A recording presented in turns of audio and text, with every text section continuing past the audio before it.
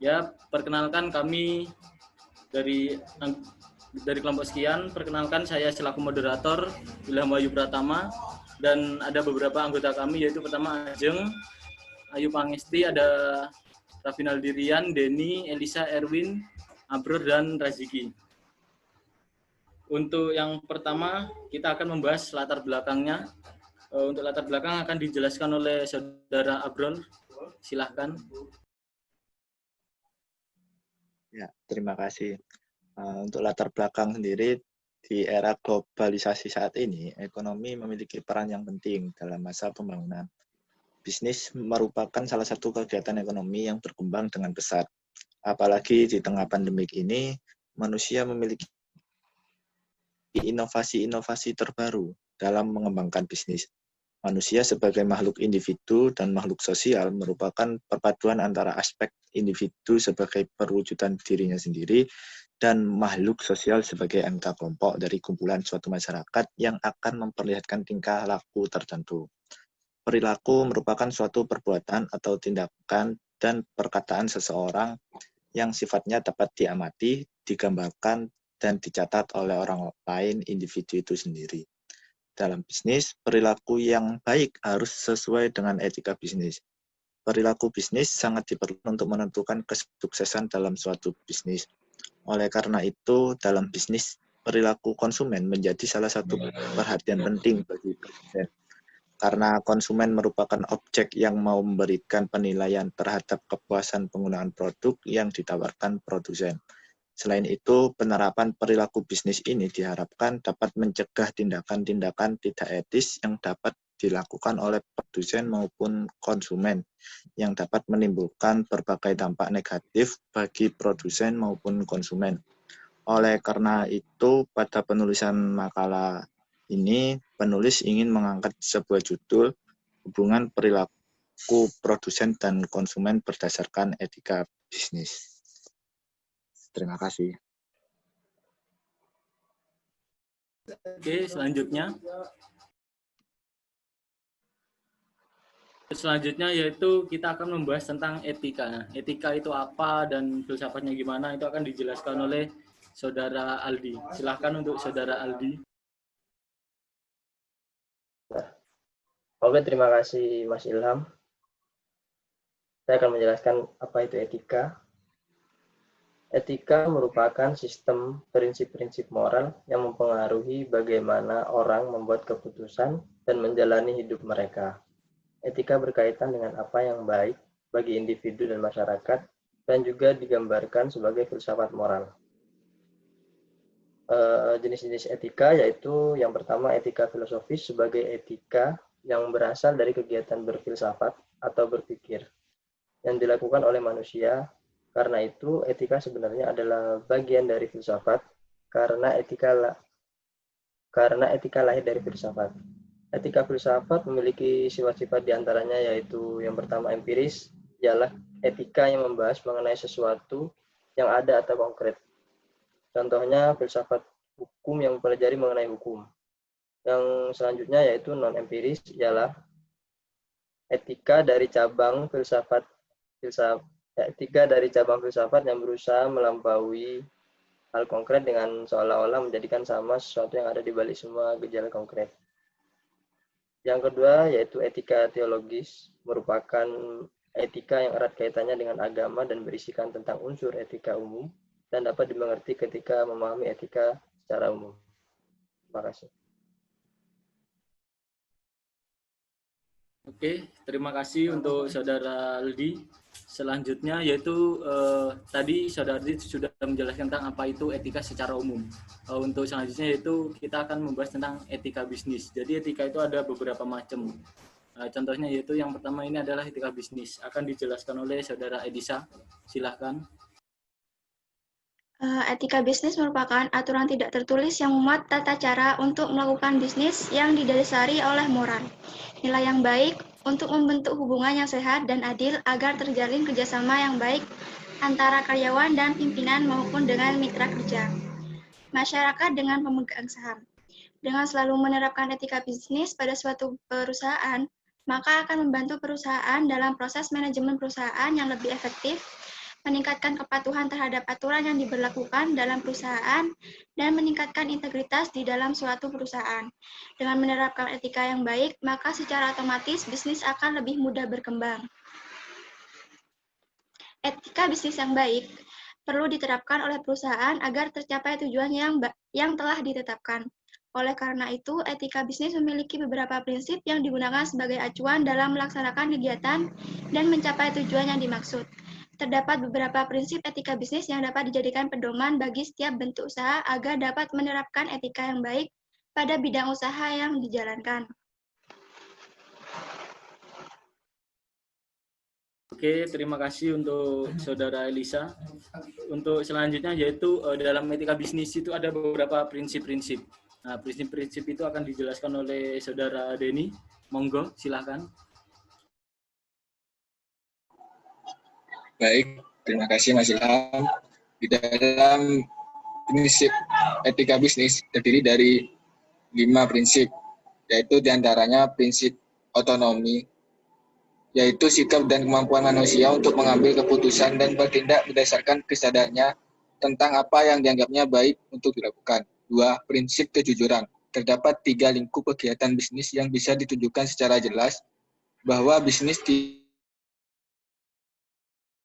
tidak dan berhasil kalau tidak didasarkan atas kejujuran. Pertama, jujur dalam pemenuhan syarat-syarat perjanjian dan kontrak. Kedua, kejujuran dalam penawaran barang atau jasa dengan mutu dan harga yang sebanding. Ketiga, jujur dalam hubungan kerja intern dan suatu perusahaan. 3. Prinsip keadilan. Menuntut agar setiap yang diperlakukan secara sama sesuai dengan aturan yang adil dan sesuai kriteria yang rasional, objektif, serta dapat dipertanggungjawabkan. Keempat, prinsip saling menguntungkan. Menuntut agar bisnis dalam dijalankan sedemikian rupa sehingga menguntungkan semua pihak.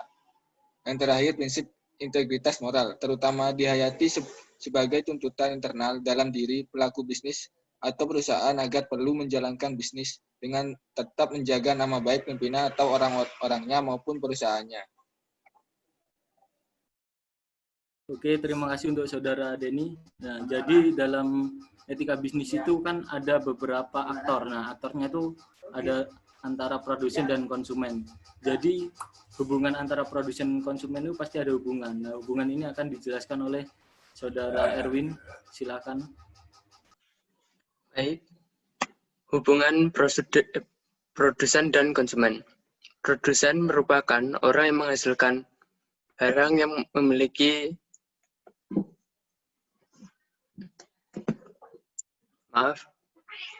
Produsen merupakan orang yang menghasilkan barang atau jasa untuk keperluan konsumen. Barang atau jasa yang dihasilkan, produsen disebut produksi. Produksi bertujuan untuk memenuhi kebutuhan manusia untuk mencapai kemakmuran.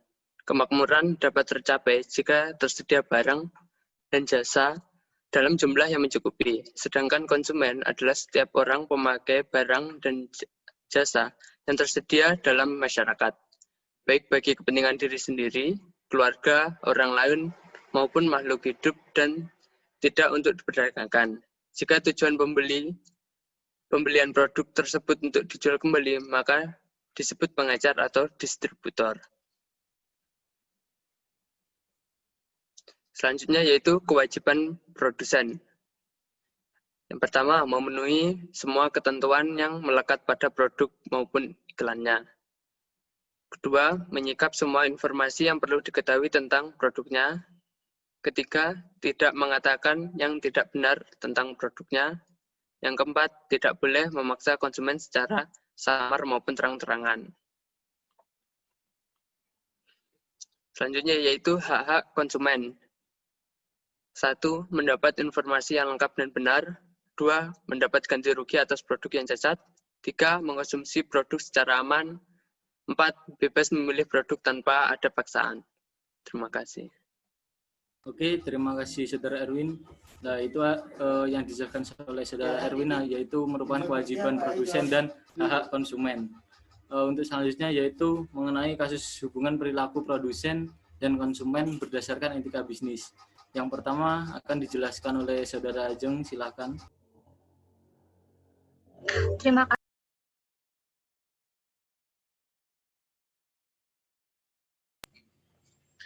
Terima kasih. Pembahasan selanjutnya yaitu terkait kasus hubungan perilaku produsen dan konsumen berdasarkan etika bisnis. Pelanggaran etika bisnis perusahaan terhadap konsumen di Indonesia merupakan fenomena yang sudah sering terjadi. Contoh kasus yang pernah terjadi adalah pada kasus Ajinomoto. Kehalalan Ajinomoto dipersoalkan oleh Majelis Ulama Indonesia pada akhir Desember tahun 2000.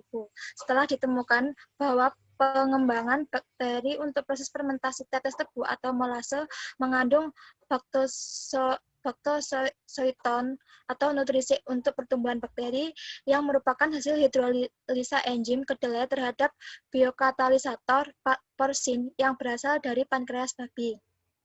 Tetapi pihak PT Ajinomoto Indonesia membantah bahwa produk akhir MSG Ajinomoto mengandung ekstrak lemak babi karena penggunaan ekstrak daging babi itu hanyalah sebagai medium dan sebenarnya tidak.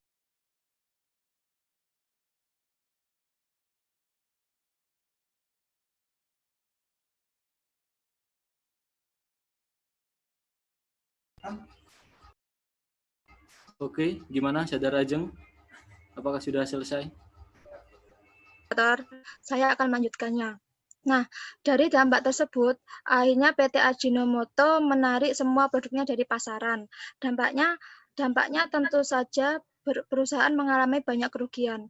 Namun, pihak manajemen melakukan pendekatan dengan pihak MUI dan pihak manajemen melakukan pendekatan pihak manajemen melakukan diskusi dengan Presiden Abdurrahman Wahid untuk melakukan uji lab dan pembuktian bahwa bahan-bahan yang digunakan adalah halal dan tidak membahayakan masyarakat. Akhirnya Ajinomoto produksi kembali dan pendapatannya juga lambat laun meningkat tajam. Sekian, terima kasih.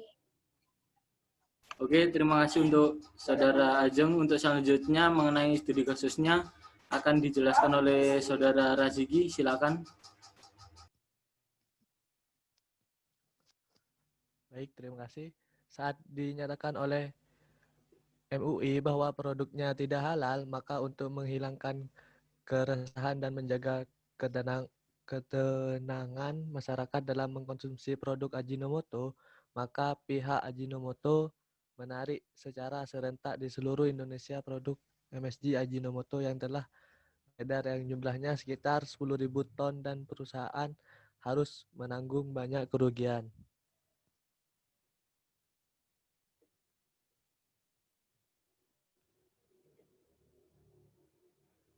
PT Ajinomoto sebelumnya telah memiliki sertifikat halal dari MUI, namun hanya berlaku selama 2 tahun. Setelah itu, PT Ajinomoto tidak melakukan pemeriksaan lagi ke MUI.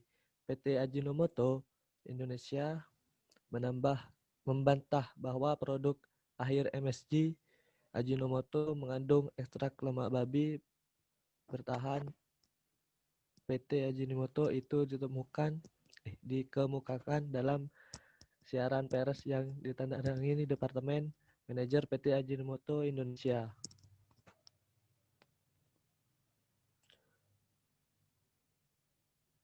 Sebelumnya, Toyokorda melalui media massa mengakui menggunakan baktosin yang diekstraksi dari daging babi untuk menggantikan polipepton yang biasanya diekstraksi dari daging sapi. Diungkapkan juga olehnya alasan menggunakan baktosoiton itu karena lebih ekonomis, namun penggunaan ekstraksi daging babi itu hanyalah sebagai medium dan sebenarnya tidak berhubungan dengan produk akhir.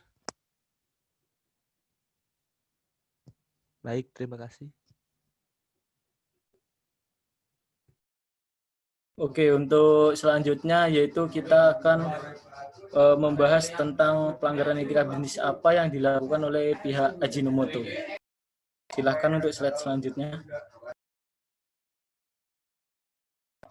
Nah, dalam hal ini yang dilakukan Ajinomoto adalah salah satu pilihan dalam mencapai keuntungan bisnis. Meskipun pihak mereka hanya menggunakan produk yang mengandung babi sebagai medium.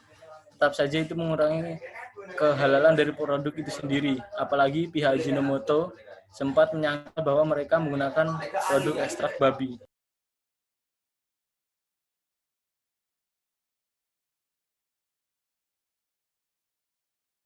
Oke, lanjut saja. Mari kita langsung ke kesimpulannya. Silakan.